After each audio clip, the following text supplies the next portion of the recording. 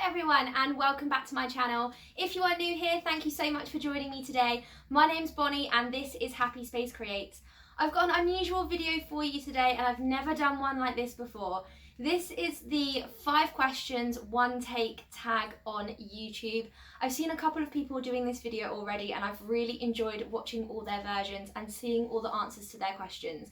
Now, I'm a bit of a fluffer. I tend to fluff up my lines quite a lot. The idea of this video is that you do all of the questions in just 1 take. So I'm going to try to leave as many bloopers in there as possible for you, just so you can see that us YouTubers are completely normal and we fluff up as well. So I'm going to get started with 5 questions. This is a challenge that has been resurrected by Lindsey over on Inside the Hem. I've been watching lots of people's videos of them as well, so I just wanted to say like my bit and get involved and just take part really. It's a really good way of discovering new YouTube channels as well. I've found some new people to follow also. So if you do type in this hashtag into the search engine on YouTube, you can find everyone's versions of this video and hopefully you will also meet some new people, which is really exciting. So I'll do a quick introduction from myself firstly before I get started on the questions. So if you are new here, again, thank you, welcome. My name is Bonnie. I've had my YouTube channel for around about 10 months now. I started it in the new year, so in January was when I first put my first ever YouTube video out. So this is the first kind of get to know me video kind of thing that I've ever done. Usually I just talk about what I've been making and any challenges that I've come into contact with along the way. So I'm really grateful for you to sticking through the end of this video, and if you like it, do go and watch some of my other videos as well where you can see what I get up to in my sewing journey. Which leads me on to the first question. I do have my notebook here with all the questions written down because I would not remember any of that. So the first question is, what has your sewing journey looked like? When did you start? Who taught you? Have you had any breaks? So that's a really great question to start with.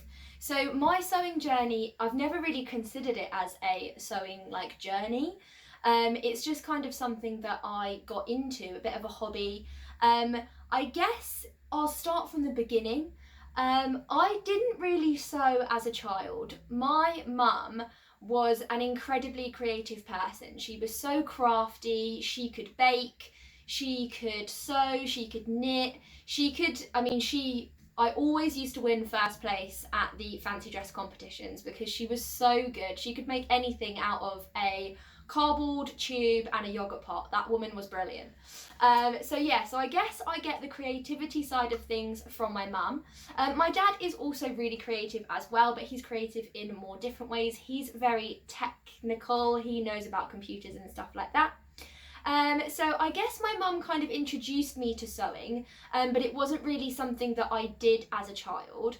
I was the queen of starting a project in the school holidays and then just never finishing it, basically.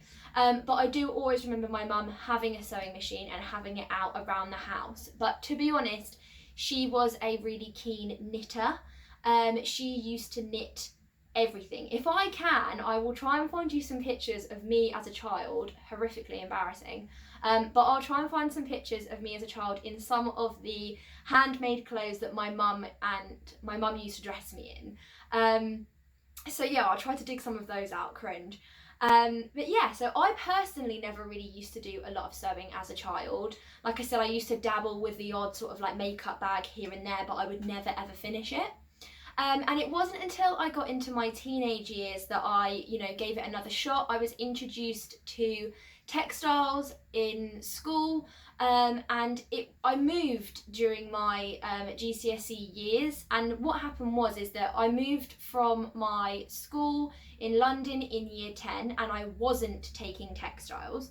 And then when I moved to my new school where I live now, in the South Coast, they didn't have space for me on the in the timetable of the subjects that I was previously studying. So I think I had to drop a language. There wasn't enough space left for me in the languages, so I don't speak any other languages basically. So I had to drop German and they just couldn't fit me in. And then I got put into a textiles class because that's the space that they had for me. So note to self, don't move your children in school halfway through their GCSEs because it's not ideal, but it's just what happened. I haven't suffered for it really. And yeah, so I was put into a textiles class, but a lot of the children in the class had already had some basic sewing knowledge anyway, because they had already done a year previous. But because I had done a little bit of sewing in my childhood years, I kind of wasn't behind. I knew what they were talking about, so it was all good. I remember making a patchwork cushion in this class. That is about the only thing that I really remember from that experience. Although it was a really good cushion. I'll try and dig that out as well. I remember it being like a patchwork, like different coloured blues, and then I appliqued like a goldfish on the front. But to be honest, it was some of my finest work. I think I got an A, so that's good. But yeah, again, not really experimented with any clothes or dressmaking or anything like that. That was just kind of the project that I had. And yeah, and then I left it there really after school. I didn't really think about it again until I moved out. When I moved out of my family home, so with my parents, and I moved into my own flat, that's really when I took an interest in sewing. Mainly because, like, for two reasons really. I lived on my own, and number two, that I wanted to have those special touches in my house, my first ever flat. And I couldn't really afford to be going out and buying all the soft furnishings that I wanted. So I borrowed my mum's sewing machine, and I started making like bunting and cushions and, I don't know, like little decorations for my flat really. And that's kind of where it started.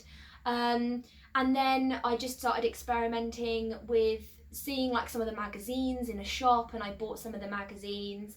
I particularly remember buying a Christmas edition of, I think it was Molly Makes maybe, and it had like some felt Christmas decorations in it and stuff, and they had like a dress pattern in there. So I think that was the first time I ever tried to make any items of clothing. And that's kind of where it started really. So I have taken the odd break here and there, and I was taught the basics through my mum and through school, and then the rest has really just been sort of like trial and error really. And that, I think a lot of people can relate to that journey. I think a lot of people's journeys are quite similar. And yeah, so obviously YouTube teaches you an awful lot as well.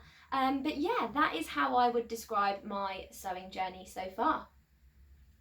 So the next question is, describe your sewing space. Where is it? Is it shared? Is it messy? Is it clean? So we're in my sewing space right now. I thought I would film this video really raw. This is my sewing space. It has been not tidied. It's not tidy right now. And I think if also you guys could see behind this camera, it's actually quite comical as to how messy it is.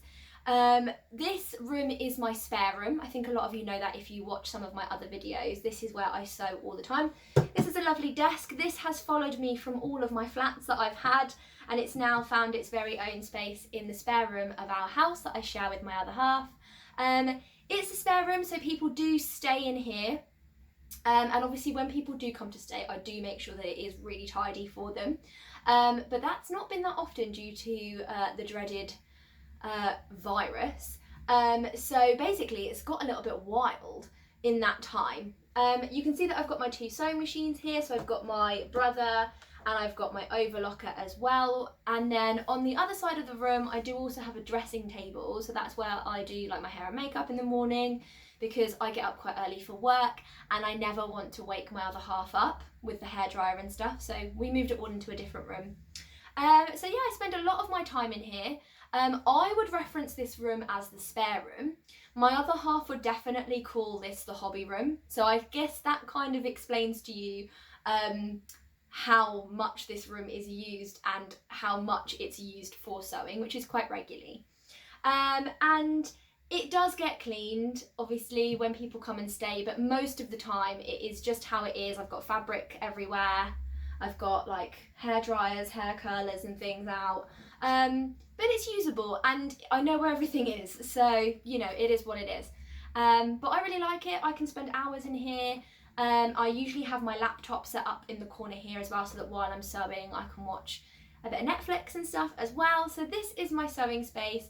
It is very rare for me to move my sewing machine into another area of the house, usually just for like aggro of moving it, so I tend to stay here. So the next question is, what is it like being a sewing YouTuber? Has it met your expectations and is it how you thought it would be? So I'm fairly new to YouTube. As I said at the beginning, I started my channel back in January, and when I started my channel I don't think I really had like expectations as such as to what it would be like.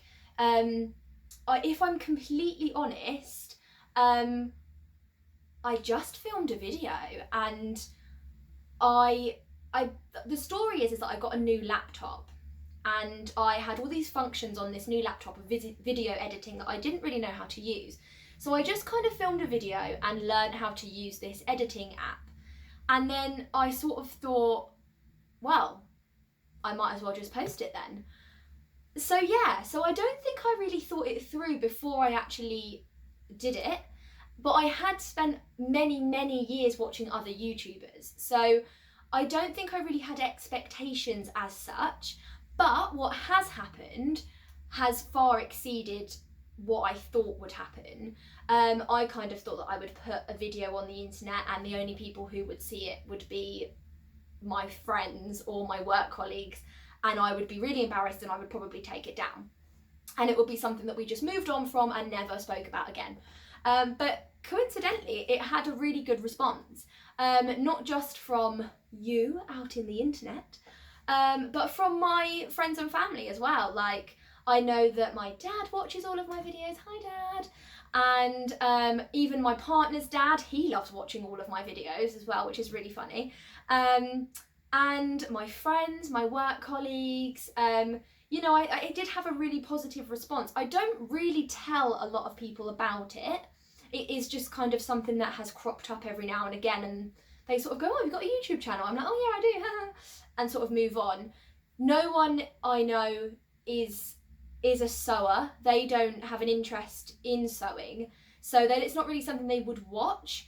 But they're not against it and they don't have any negative feelings towards it. So that's really good because I don't feel embarrassed about doing this, and I think that's really important.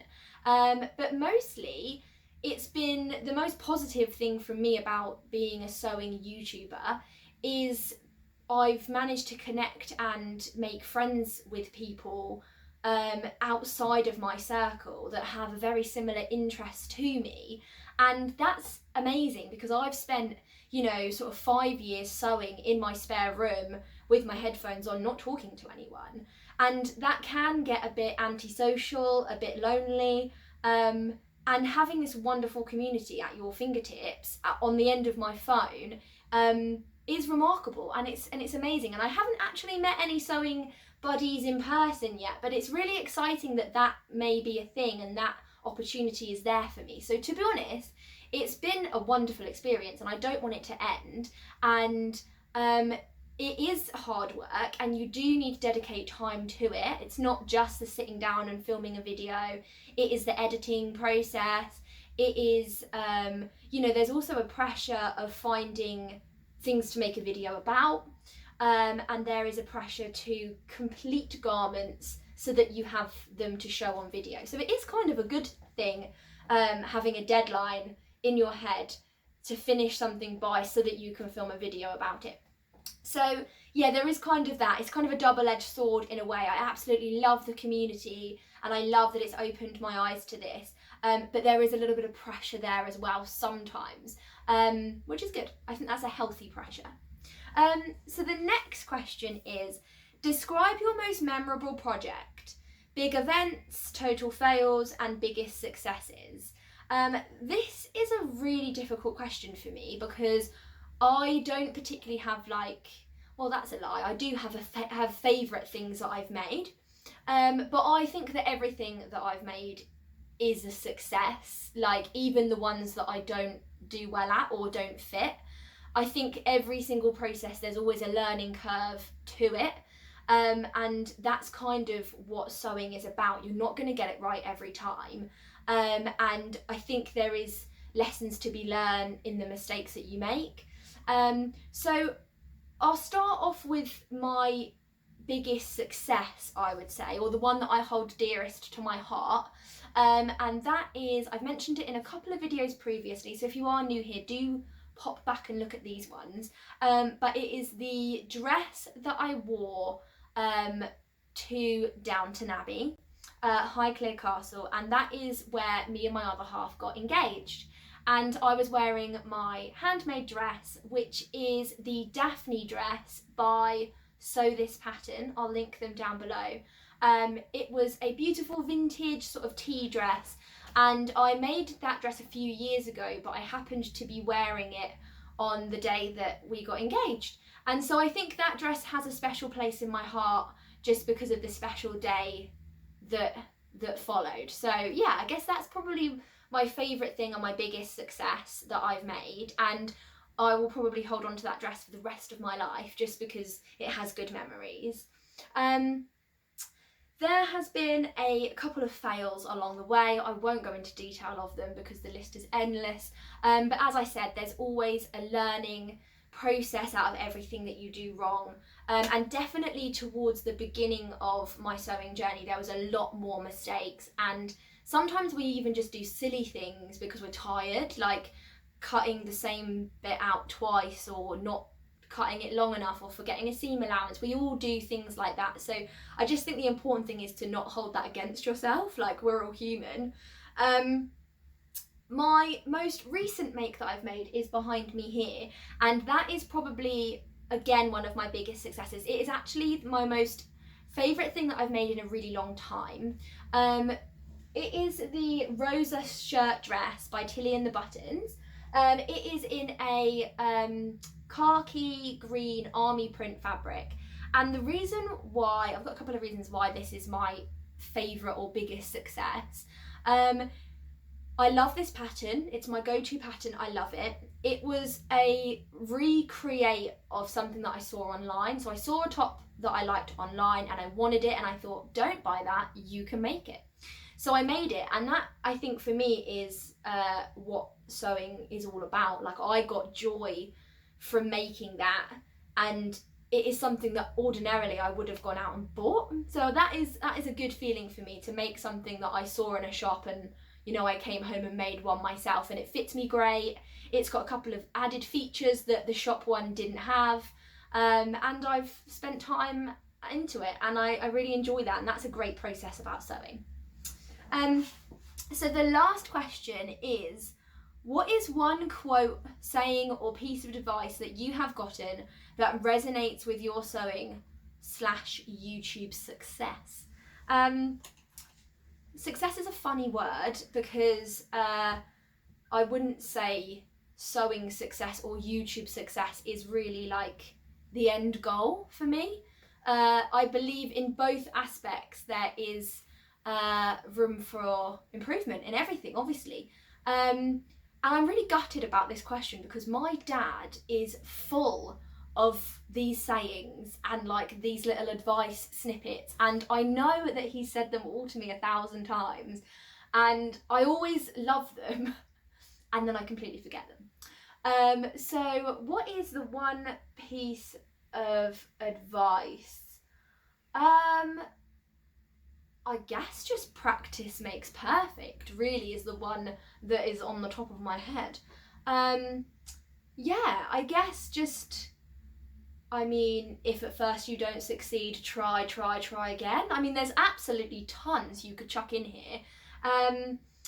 But yeah, I wouldn't really say there's one bit of advice to follow. The great thing about YouTube is that it's a community full of videos offering you advice and information on how to do something. So in itself, YouTube is that advice.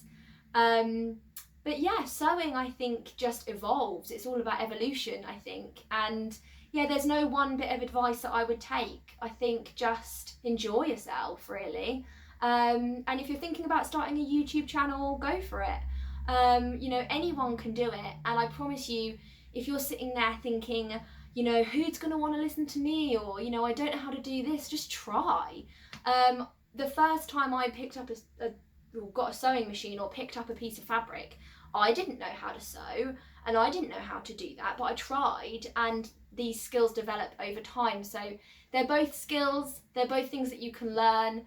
You're not going to make it or not make it. It's all things that you've got to give it a go. So that is my advice, and that is probably the saying, I guess, that sticks with me. So yeah, that is my 5 questions in one take. Hopefully I haven't pulled too many grotesque faces throughout this video, and hopefully I haven't been rambling on for more than 20 minutes, because who really wants to watch that? But thank you so much for watching this video and for joining me. If you have liked it, do give this video a little thumbs up, and if you want to see more of what I ramble on about on a regular basis, please click the subscribe button down below, and do type this hashtag into the YouTube search engine so you can check out some other YouTubers as well, because it is so fun watching where everyone else has come from as well. So once again, thank you for watching this video, and I'm going to see you really soon. Bye!